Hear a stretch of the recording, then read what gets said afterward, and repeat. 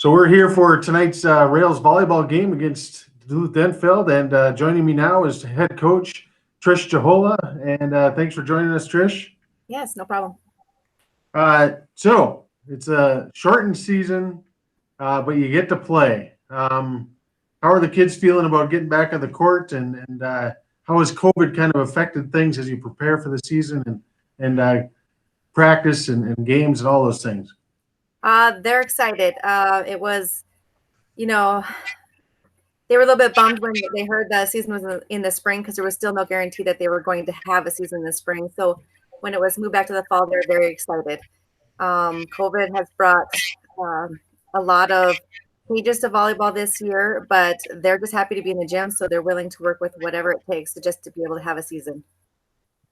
So does wearing masks and things affect communication at all, or does that create a challenge? Or Absolutely. No one likes wearing their masks. They have to scream louder, and you can't read lips anymore or even see each other's smiles and excitement for each other. So that means they have to be that much more loud with each other and communicate in a different way. all right. So, I mean, going into the season now, this is your first year as the head coaching position, but I know you've been in the program for a little while. What can you tell us about this year's team? What are some of the strengths and areas that you feel you're going to be strong, and kind of what's the identity that you have this year? This year's team is going to be offensively strong. We have some really good power hitters up front there, and I think that's kind of been the case in the last couple of years. Our offense always supersedes the defense. So that's one thing we want to improve is our passing, our defensive game. But yeah, we're going to have a solid team this year. We have a lot of returners, and I think we will do very well.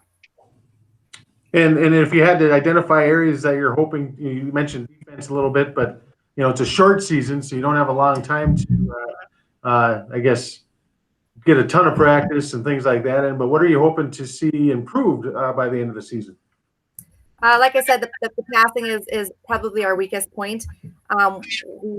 We fortunately have a lot of good talent on our team and a lot of returning players, so I don't think it would be too hard for them to pick up that game. But if there was one thing we need to improve, it would be that passing. Okay. So with the shortened season and maybe no state playoffs or anything, but with section, I mean, what are some goals that you've identified this year as a team that you would like to accomplish?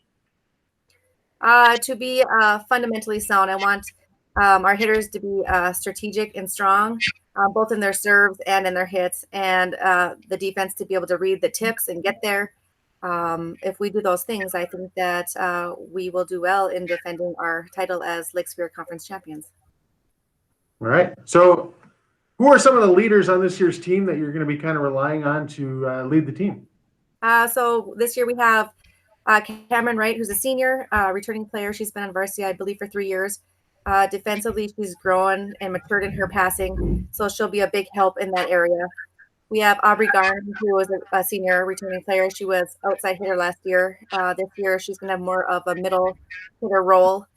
Very good at reading the block, getting the ball, and a great hitter. And she has a new few tricks up her sleeve this year, so hopefully she'll maximize on that tonight. Peyton Rodger is a very well-known name. She's known for her power. Very good serves and hits. A notable passer. She all around will just be a great, reliable player for our team. And then Gabby Jahola. She's a strong server and a good setter and a player that just doesn't give up on defense. So with that combination, we have good chemistry, and they know each other. They've played with each other for a long time, and that'll help. Yeah, it's always nice when you get that question of the leaders in your team and you got a good handful to pick from, Right.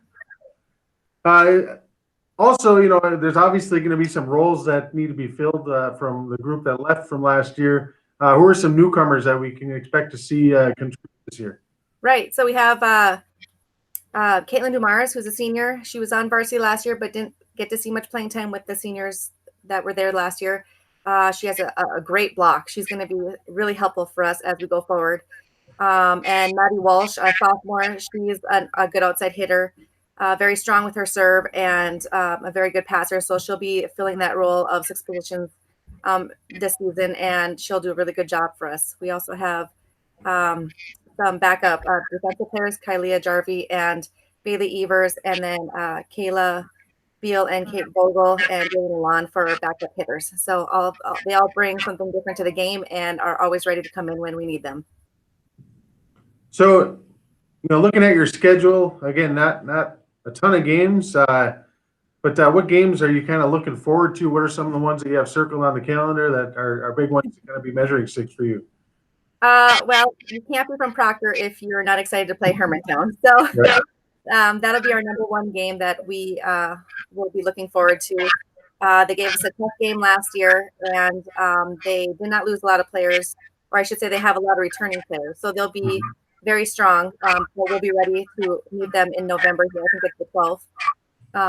And then ESCO is another team. They're not on our schedule, but maybe we'll see them in playoffs. They too did not lose a lot of players, but will be a very strong team that we'll have to compete against. And I think that we can do it. So you started the season strong, 3-0 over Moose Lake. What can you tell me about that game? What went well? What was kind of the keys to that win? I think we were excited for ourselves. We knew we weren't going to have spectators there, so we had to internalize that energy and excitement for each other, which helped. But I think that offensively, again, we played a very strong game. I think our serves didn't do our serving wasn't very good that game, which is usually one of our stronger suits. So I think that once we get that in check, it will be a much cleaner game. And that was our struggle. So I otherwise thought it was a good beginning game for us to start out with and to work out those kinks and stuff like that. So it was good. And so tonight you play a Denfeld team that struggled last year. You got swept the first game this year. But what do they bring to the table? What are some things that you need to prepare for Denfeld? Right. Denfeld, they lost a lot of players about 2 years ago. So last year they were more of a building team. However, they're very well coached, and every year they're going to improve. So I think offensively we're going to be stronger than them. I think they're going to resort to a lot of setter dumps or tips.